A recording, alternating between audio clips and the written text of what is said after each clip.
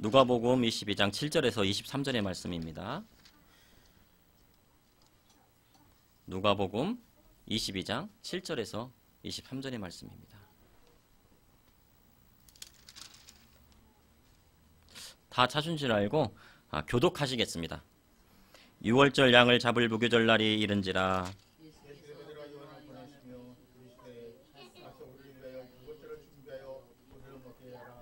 여짜오되 어디서 준비하기를 원하시나이까.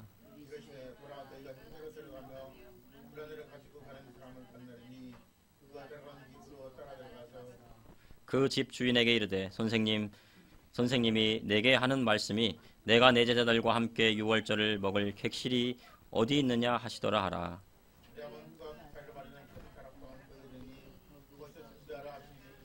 그들이 나가 그 하신 말씀대로 만나 6월절을 준비하니라. 이르시되 내가 고난을 받기 전에 너희와 함께 이 6월절 먹기를 원하노라.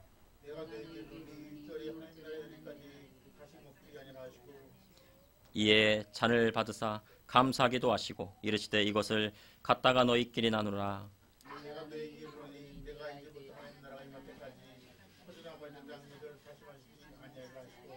또 떡을 가져 감사하기도 하시고 떼어 그들에게 주시며 이르시되 이것은 너희를 위하여 주는 내 몸이라. 너희가 이를 행하여 나를 기념하라 하시고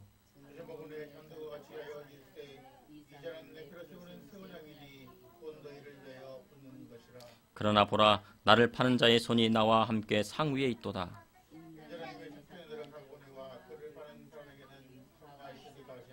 다 같이 합독하시게. 그들이 서로 묻되 우리 중에서 이 일을 행하는 자가 누구일까 하더라. 오늘 저는 누가복음 22장 7절에서 23절의 말씀을 가지고 마지막 6월절 성만찬이라는 제목을 통하여 하나님의 말씀을 전하고자 합니다. 최후의 만찬이라고 하면요 15세기 이탈리아 화가를 생각할 수가 있습니다. 레오나르도 다빈치가 그 작품을 통해서 최후의 만찬의 그림을 그렸습니다. 예수님께서 십자가에 달려 돌아가시기 전날 12제자와 함께 만찬을 나누었던 그림을 그렸습니다.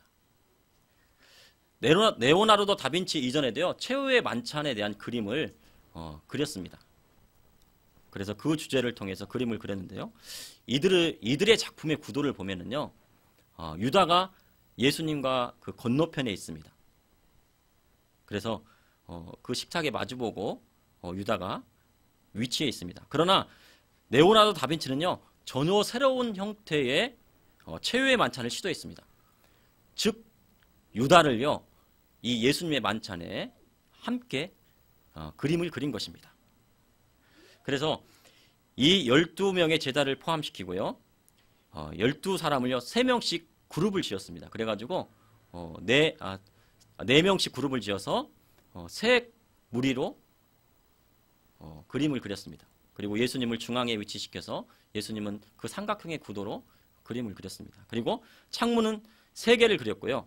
그리고 4개의 무리를 이룬 그림을 그렸습니다. 그래서 사람들은요 이 3개의 창문은 삼위일체를 상징한다. 그리고 이 4개의 무리는 3명씩 4무리를 지었으니까 사복음서를 상징한다고 해석하기도 합니다. 최후의 만찬은 예수님께서 십자가에 달리시기 전날 밤에 12제자와 나눈 6월절 식사이었던 것입니다. 이것이 유래가 되어서 교회에서는요 성만찬을 기념하기 위해서 교회에서는 성찬식을 하나님 앞에 드리게 됩니다. 거행하게 됩니다. 그래서 교회마다 부활절에 거행하기도 하고요 3달에 한 번씩 거행하기도 합니다. 그런데 우리 교회에서는 매달 첫 번째 주일에 이 성찬식을 거행합니다. 지금 전염병의 위험으로 많은 교회들이 사회적 거리두기에 동참하였습니다. 그래서 온라인 예배를 드리고 있습니다. 그렇다면 온라인 예배 중에서도 성찬식이 가능한 것이라는 질문을 할 수가 있습니다. 집에서 빵과 포도주를 가지고 예배를 보며 성찬을 해도 될 것이냐는 그런 문제입니다.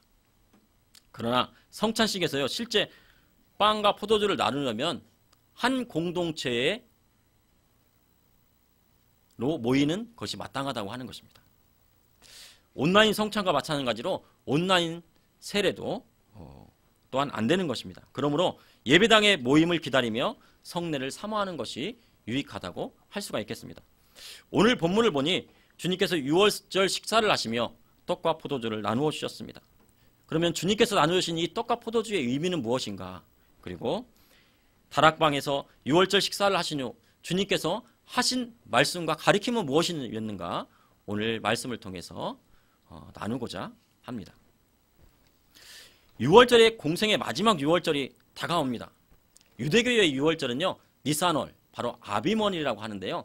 이 아비먼은 이 유대의 정월에 해당됩니다. 그래서 1월 14일입니다. 음력으로 시작합니다. 한국의 달력으로 환산을 하게 되면요, 음력 3월 14일이 됩니다. 그래서 그 주간에 있는 3월 14일 주간에 있는 주일을 전통적으로 이 부활절 예배로 드리게 됩니다. 예수님께서는 유월절 양을 잡는 무교절 날에 이르렀습니다. 무교절이란 아비월 15일부터 누룩이 없는 떡을 먹는 절기인 것입니다. 그래서 출애굽 당시를 회상하며 떡을 바로 시킨 시간이 없어서 무교병을 먹던 당시를 회상하며 하나님의 구원의 은혜에 감사하는 그런 절기인 것입니다. 그러나 예수님께서는요, 유월절이 이르렀음에도요, 전통에 따라서 어린 양을 잡아서 불에 구워 신발을 신고 허리띠를 띠고 그 다음에 지팡이를 짚고 급히 먹으시지 않으셨습니다. 그리고 유월절의 어린 양도 준비하지 않으셨습니다. 그 이유는 바로 예수님께서 친히 하나님의 어린 양이 되셨기 때문입니다. 예수님께서는요, 베드로와 요한을 보내시며 가서 우리를 위하여 유월절을 준비하여 우리로 먹게 하라 하셨습니다. 두 제자가 주여 어디서 준비하기를 원하시나이까 그랬더니 예수님께서 말씀하십니다. 너는 성으로 들어가서 물동이를 가지고 가는 사람을 따라가라. 그리고 그 집주인에게 이렇게 얘기해라. 선생님이 내게 하는 말씀이 내가 내 제자들과 함께 유월절을 먹을 객실이 어디 있냐 하시더라 하라. 그러면 그가 큰 다락방을 보일 텐데 그곳에서 유월절 식사를 준비해라라고 주님께서는 말씀하셨습니다. 그들이 주님께서 하신 말씀대로 큰 다락방에서 유월절을 준비합니다. 사도행전 1장을 보니까요, 이 120문도가 예루살렘에서 성령세를 받습니다. 그곳은 바로 큰 다락방입니다. 아마도 이 마가의 다락방이 예수님께서 이 유월절 만찬을 하신 곳이 아니냐라는 그런 추정을 하게 됩니다. 이 큰 다락방은 바로 마가의 다락방이었습니다. 첫 번째로 예수님께서는요, 유월절 마지막 만찬을 통해서 새로운 언약을 세우셨습니다. 무교절 아비멀 15일에 일주일간 누룩 없는 무교병을 먹게 되어 있습니다. 유월절 식사에는요, 무교병과 쓴나물과 자기 잔을 가지고 먹게 되어 있습니다. 그러나 유월절 마지막 식사에서는, 예수님의 유월절 마지막 식사에서는요, 무교병과 쓴나물에 대한 언급이 없습니다. 그리고 하나의 공동 잔을 사용하십니다.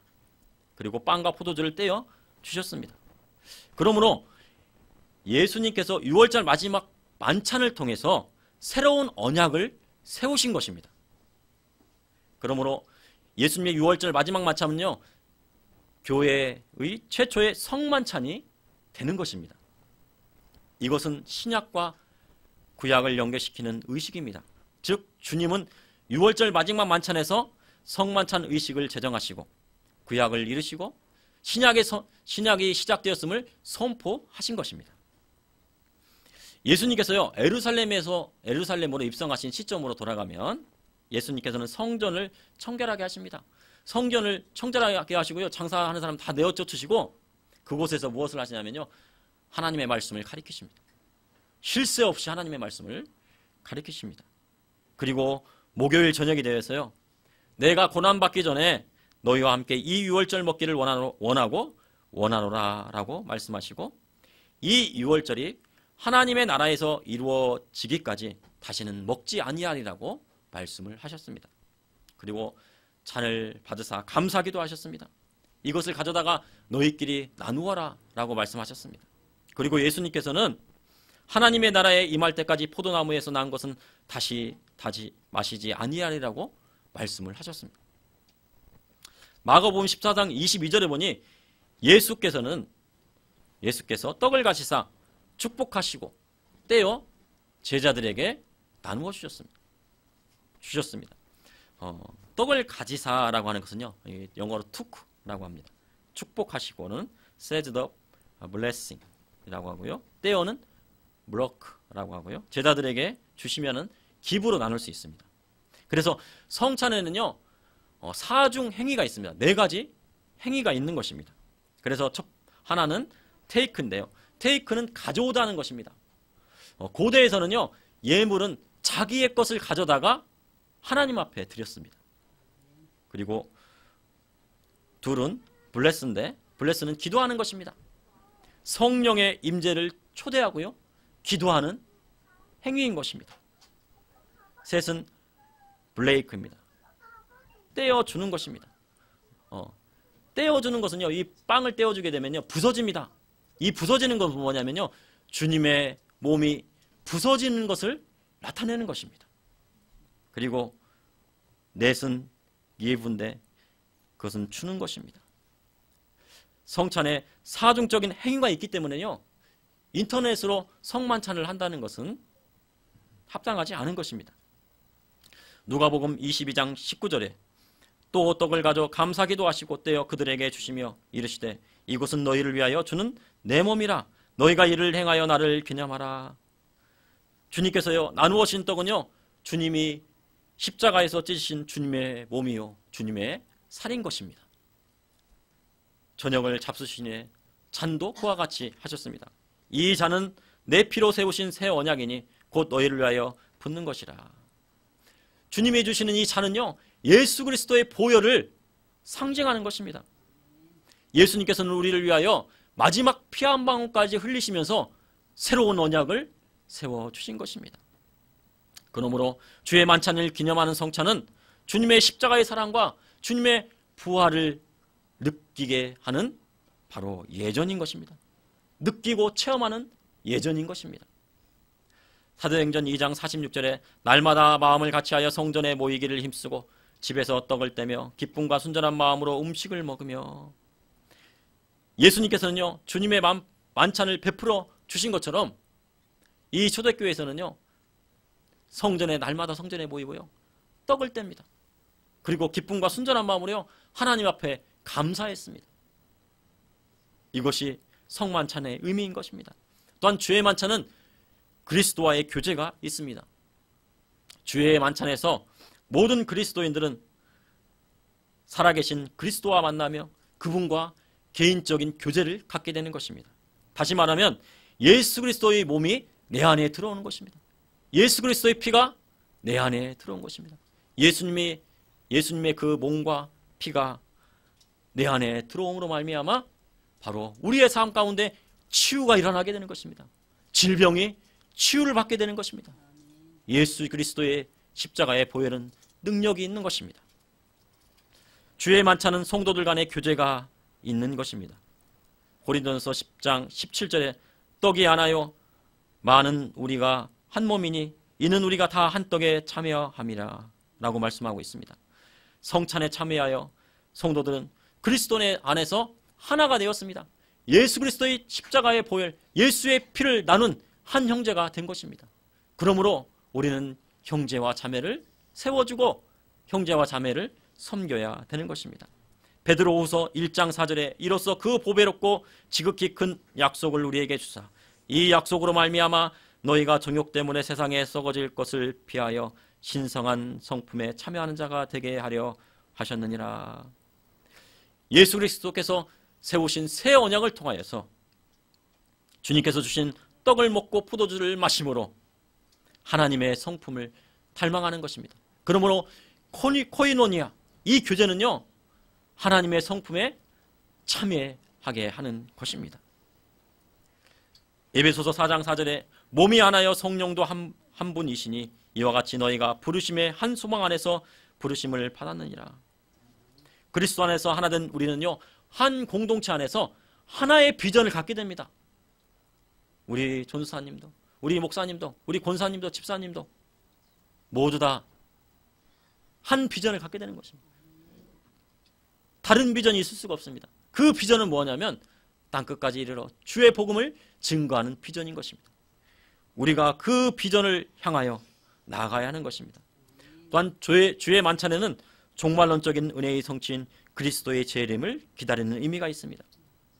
누가복음 22장 16절에 내가 너에게 이르노니 이 유월절이 하나님의 나라에 이르기까지 다시 먹지 아니하리라 하셨습니다. 예수님이 하신 말씀을 통해서요, 우리는 주의 만찬과 종말론적인 하나님 나라가 연관이 있음을 알게 되게 되는 것입니다. 정기룡 교수님은 이런 이야기를 했습니다. 영원한 천국에서 그리스도와 먹고 마실 영원한 만찬의 성취가 성만찬의 모습이다라고 하였습니다. 우리 성도님들이요, 이 땅에서 성만찬에 참여하게 됩니다.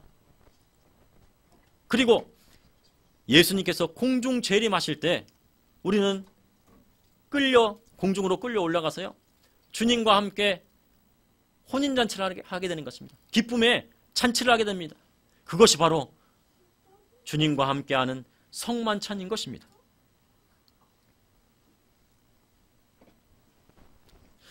그때 이루어질 영원한 만찬이 바로 이 성찬, 바로 성만찬의 모습인 것입니다. 둘째로요, 마지막 유월절 성만찬 중에요, 손수 제자들의 발을 씻겨 주셨습니다. 요한복음 13장 1절에 유월절 전에 예수께서 자기가 세상을 떠나 아버지께로 돌아가실 때 이른 줄을 아시고 세상에 있는 자기 사람들을 사랑하시되 끝까지 사랑하시니라 라고 말씀하셨습니다. 마귀가 벌써 시몬의 아들 가룟 유다에게 들어가서요, 예수님을 팔려고 하는 생각이 들어가게 됩니다. 그런데 예수님께서는요, 저녁을 잡수던 자리에서 일어나시더니 겉옷을 벗으시고 수건을 허리에 두르시고요, 제자들의 발을 한 명 한 명 씻겨주시기 시작합니다. 그래서 12명의 제자들을 다 씻겨주십니다. 그 중에서요, 예수님을 판 팔, 바로 이 가룟 유다의 발까지도 씻어주셨습니다. 베드로의 차례가 왔습니다. 그러자 베드로가 내 발은 절대로 씻기지 못합니다, 예수님께 말씀을 드렸습니다. 그랬더니 예수님께서는 내가 너의 발을 씻기지 않으면 너와 상관이 없다 라고 말씀을 하시니까 이 베드로가 그러면 이 발뿐만 아니고 내 손과 머리도 씻어주십시오. 그랬더니 예수님께서는 이미 모백한 자는 발밖에 씻을 필요가 없다. 온몸이 깨끗하니 너희가 다 깨끗하다. 그런데 다는 아니다라고 하셨습니다. 그것은 바로 가룟 유다를 가리켜 말씀을 하신 것입니다. 그리스도의 세족에는요, 섬김의 교훈이 있는 것입니다. 하나님께서 직접 사람의 발을 씻어주셨다는 의미가 있는 것입니다. 그리고 의인으로서 죄인의 발을 씻겨주셨던 것입니다. 그리고 스승으로서 제자의 발을 씻겨주셨던 것입니다. 또한 예수님을 판 제자 가룟 유다의 발을 씻기심으로서요, 원수를 사랑하라는 주님의 말씀을 그대로 본을 보여주신 것입니다. 예수님은 참 사람으로 완전한 인성을 가졌습니다. 우리는 예수님의 인성을 본받아야 합니다. 그리스도인임에도 불구하고 인성이 바르지 못한 경우를 봅니다. 겉과 속이 다르고 말과 행동이 다른 경우를 보게 됩니다. 그리스도인은요, 예수님의 인성을 본받아 참된 사람이 되어야 되는 것입니다. 바로 예수님을 안에서 새로운 피조물이 되어야 되는 것입니다. 예수님께서 마지막 식사를 하시고 제자 중 한 사람이 예수님을 팔 것이라고 말씀하십니다. 그러자요, 제자들이 다 고민합니다. 그러면서요, 나는 아니지요, 나는 아니지요, 나는 아니요죠. 예수님께 다 확인합니다. 그때 예수님께서는 나와 그릇에 손을 넣은 자가 나를 팔 것이라고 말씀하십니다. 예수님을 파는 유다가 랍비여, 나는 아니지요 라고 묻자 예수님께서는요, 직설적으로 내가 말하였더라고 말씀을 하셨습니다. 네가 나를 팔 것이라고 말씀하신 것입니다. 주님께서는요, 유다를 사랑하셨습니다. 예수님께서는 은 30에 팔리기 전까지요, 유다가 돌아오기를 기다리셨던 것입니다.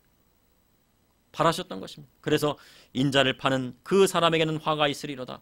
그 사람은 차라리 태어나지 아니하였더라면 제게 좋을 뻔하였니라 라고 심판을 받을 것을 경고하신 것입니다. 유다에게 예수님을 팔 것이라고 알아듣기 쉽게요, 직설적으로 말씀을 하셨던 겁니다. 우리도 하나님의 말씀을 전할 때 너 지옥 가, 이러면 지옥 간다 말씀을 할 수가 있잖아요. 그렇게 하면 진짜 지옥 갈 것이 뻔한데요. 그 사람은 어떻게 해요? 그 말씀을 어기고 다른 길로 가게 되는 겁니다. 이 유다가 그런 것입니다. 그러나 유다는요, 그리스도의 사랑의 경고를 무시하였습니다. 그리고 그 일을 진행합니다. 가룟 유다는요, 대제사장과 바리새인과 백성의 장로들이 보낸 큰 무리와 함께 감난산 겟세마네 동산의 기도를 마친 예수님께로 이끌어서, 그 무리를 이끌어서요, 예수님을 체포합니다. 그리고 예수님께서는 대제사장에게 뜰에 가서 신문을 받으십니다. 그리고 빌라도에게 끌려간 모습을 보자요, 그때서야 이제 이 가룟 유다는 회개를 하게 됩니다. 죄를 뉘우칩니다. 그래서 은 30을요 대제사장과 그리고 백성의 장로들에게 30을 던져주고요, 가서 도로 갖다 주고 목매달아 죽고맙니다. 가룟 유다는 자살을 선택함으로 말미암아 바로 지옥에 떨어지고 만 것입니다. 베드로처럼 다시 회개하고 예수님께 돌아왔다면 주님은 그를 용서하셨을 것입니다. 그러나 가룟 유다는 잘못된 선택을 하였습니다. 요한복음 13장 18절에 내 떡을 먹는 자가 내게 발꿈치를 들었다 한 성경이 응하게 하려는 것이니라. 말이 뒷발짓 하듯이요, 은혜를 원수로 갚게 되는 것입니다. 은혜의 떡을 먹고 그리스도와 교제하고 주님께서 주신 이 성만찬에 있는 그 떡과 포도주를 마셨음에도 불구하고 예수님을 배신합니다. 우리는요, 그리스도를 믿되 끝까지 믿어야 됩니다. 어떤 일이 있어도 그리스도의 믿음을 저버려서는 안 되는 것입니다. 믿음을 가진 자는 믿음을 버리고 사단에게 이끌려가는 것만큼요 비참한 것은 없는 것입니다. 주님께서 세속직을 마치고 말씀하십니다. 요한복음 13장 14절에서 15절에 내가 주와 또는 선생이 되어 너희 발을 씻었으니 너희도 서로 발을 씻어 주는 것이 옳으니라. 내가 너희에게 행한 것 같이 너희도 행하게 하려 하여 본을 보였노라. 그리스도 안에 있는 성도는요, 예수님의 겸손을 보여야 됩니다. 주 안에서 주와 선생이 되어 제자들의 발을 씻겨 주셨듯이 우리도 주 안에서 형제자매를 섬기는 것이 바로 주의 뜻인 것입니다. 주님께서 제자들의 발을 씻기신 일은 예수님께서 십자가에 돌아가시기 전날에 일어난 일입니다. 셋째, 마지막 6월절 성만찬 후에 예수님께서는 제자들에게 가르치셨습니다.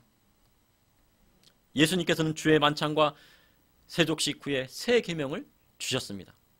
요한복음 13장 34절에 새 계명을 너희에게 주느니 서로 사랑하라. 내가 너희를 사랑한 것 같이 너희도 서로 사랑하라 하라고 말씀하셨습니다. 예수님께서는요, 모든 율법을요 사랑의 계명을 통해서 완성을 하셨습니다. 이 말씀하시고요, 이 다락방에서 또 강론을 하십니다. 다락방의 강론의 시작은요, 요한복음 13장 33절에 나와 있는데요, 떠나시다라는 그런 개념으로부터 시작합니다. 떠나시다. 예수님께서는 떠나셔야 되겠대요. 그 제자들은 안 된다고 합니다. 예수님은 내가 떠나야 된다. 그 이야기부터 이 강론이 시작됩니다. 주님께서는 위로부터 오신 자가 다시 위로 올라가야 된다 라고 말씀하시면서요, 바로 그것이 메시아인 증거이다라고 말씀하셨습니다. 베드로가 예수님께 질문합니다. 주여 어디로 가시나이까? 예수님께서는요, 내가 가는 곳을 내가 따라올 수 없다. 그러나 후에는 따라올 것이다 라고 하십니다. 베드로는 또 질문합니다. 주님, 왜 지금 내가 따라갈 수 없습니까? 나는 주님을 위하여 목숨을 바칠 준비가 다 되었습니다. 저는 혁명당원입니다. 혁명할 수 있습니다. 제가 칼을 가지고 와가지고 싸울 수 있습니다 라고 한 것입니다. 예수님께서는요, 내가 나를 위하여 내 목숨이라도 바치겠느냐? 내가 진실로 진실로 내게 이르노니 닭이 울기 전에 내가 나를 3번 부인하라고 말씀하신 것입니다. 도마가 또 예수님께 질문합니다. 주여, 주께서 어디로 가시는지 우리가 알지 못하거늘 그 길을 어찌 알겠사옵나이까? 그때 주님께서는요, 떠나시는 이유에 대해서 말씀을 하셨습니다. 왜 떠나야 되는지. 요한복음 14장 2절에 내 아버지 집에 거할 곳이 많도다. 그렇지 않으면 너에게 일렀으리라. 내가 너희를 위하여 거처를 예비하러 가노니. 바로 주님께서는요, 우리 제자들이 가야 할 이 하나님의 나라 천국에 있는 이 처소, 이 거처를 예배하러 가신다고 말씀하신 것입니다. 주님께서는요, 우리가 가야 할 천국, 바로 하나님의 나라를 예배하러 가신 것입니다. 떠나시지 않으면 그 거처를 예배할 수 없기 때문에 떠나셔야겠다고 주님께서는 말씀을 하신 것입니다. 요한복음 14장 3절에 가서 너희를 위하여 거처를 예비하면 내가 다시 와서 너희를 내게로 영접하여 나 있는 곳에 너희도 있게 하리라. 주님께서 떠나지만 다시 오신다고 말씀하셨습니다. 고아와 같이 너희를 버려두지 않고, 세상의 부모는 자식을 버릴지라도 우리 예수님께서는 절대로 너희들을 홀로 내버려두지 않겠다고 말씀을 하신 것입니다. 요한복음 14장 4절에 내가 어디로 가든지 그 길을 너희가 아느니라 라고 말씀하셨습니다. 주님께서는요, 내가 가는 길을 너희가 알고 있다고 말씀하십니다. 그런데 도마의 반응은요, 난감했습니다. 주님 아닙니다. 모릅니다.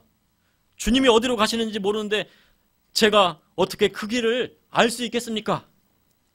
그런데 주님께서 말씀하십니다. 요한복음 14장 6절에서 5절의 말씀에 내가 곧 길이요 진리요 생명이니 나로 말미암지 않고는 아버지께로 올 자가 없느니라고 말씀하셨습니다. 너희가 나를 알았더라면 내 아버지도 알았으리로다. 이제부터는 너희가 그를 알았고 또 봤느니라. 그러므로 예수님은요, 우리의 길이시고 진리시고 생명이신 것입니다. 예수님께서요, 곧 길이신데요, 그 길을 보여달라고 도마는 이야기했던 것입니다. 주여, 저는 어디로 갈까요? 주여, 어디로 갈까요? 그냥 예수님을 따라가면 됩니다. 왜요? 예수님이 길이시고 생명이시고 진리이시기 때문이 그렇습니다. 빌립이 또 질문합니다. 주님, 우리에게 아버지 하나님을 보여주십시오. 그러면 좋겠습니다. 빌립은 하나님을 보고 싶었습니다. 이러한 빌립에게 예수님께서 말씀하십니다. 빌립아, 내가 이렇게 오래 너와 함께 있으되 내가 나를 알지 못하느냐? 나를 본 자는 아버지를 보았거늘 어찌하여 아버지를 보이라 하느냐?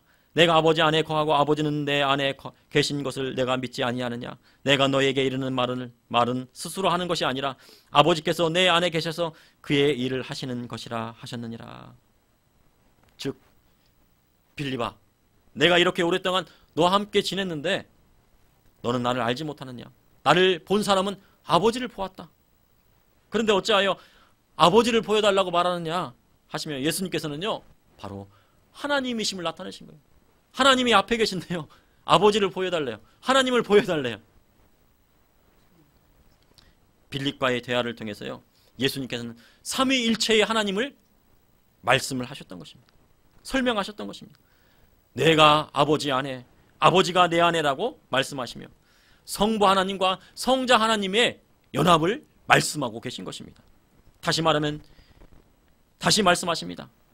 믿지 못하겠거든 내가 행하는 그 일로 말미암아 나를 믿으라 하셨습니다.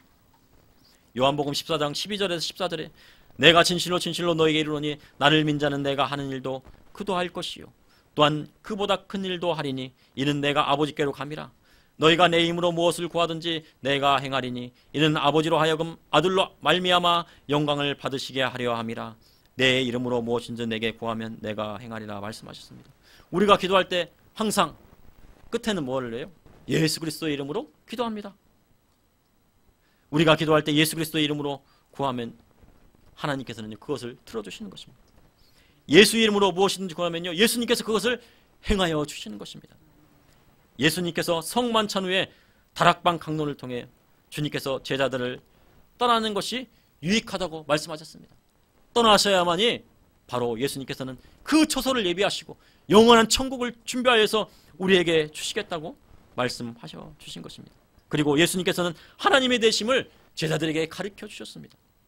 주님께서 잡히시기 전날 밤 제자들을 붙들고요, 밤늦게까지 겟세마네 동산에 가기 전까지 밤늦게 가르치셨습니다. 그 이유는요, 제자들을 사랑하셨기 때문이 그렇습니다. 주님은 우리를 사랑하시되 끝까지 사랑하셨다고 말씀하십니다. 십자가에 달려 돌아가시까지 우리를 사랑하셨다고 말씀하십니다. 오늘 마지막 6월절 성만찬은 그리스도와의 연합을 나타내는 것입니다. 성도는 그리스도와 연합할 때 구원이 있는 것입니다. 성도들이요, 이 고난정을 통하여 예수 그리스도의 생애와 고난과 십자가의 죽으심과 그리고 부활과 승천을 마음 깊숙이 묵상을 해야 되는 것입니다. 성자 하나님이신 예수 그리스도께서 성부 하나님과 성령 하나님과 더불어 연합하시고 삼위일체 하나님이신 것처럼 우리가 예수 그리스도와 연합해야 되는 것입니다. 예수 그리스도의 삶을 본받아 따라가야 하는 것입니다. 그리할 때 우리는 참된 그리스도인이 되게 되는 것입니다. 이 시간 잠시 기도하시겠습니다. 주님, 이번 주 고난주간을 통하여서 주님, 우리가 예수님의 그 십자가의 사랑을 깨닫기를 원합니다.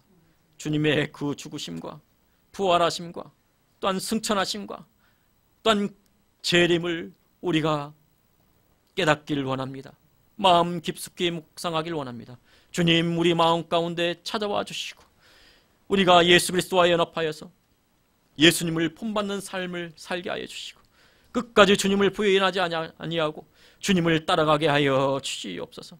그리하여서 참된 그리스도인이 되게 하여 주시옵소서. 예수님의 이름으로 기도드리옵나이다. 아멘.